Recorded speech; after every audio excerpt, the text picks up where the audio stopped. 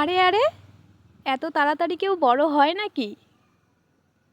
চলো তাহলে আজকে তোমাদের সাথে একটা মজার জিনিস শেয়ার করা যাক।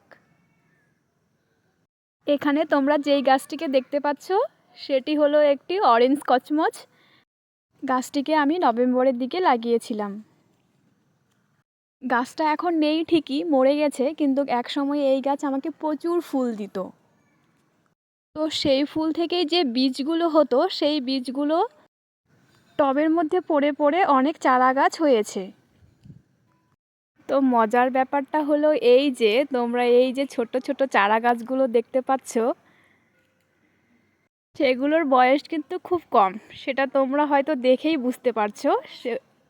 এই গাছগুলো কিন্তু এখনো বেবি গাছ। তো দেখো, এই গাছের মাথায় দেখো কুঁড়ি চলে এসছে।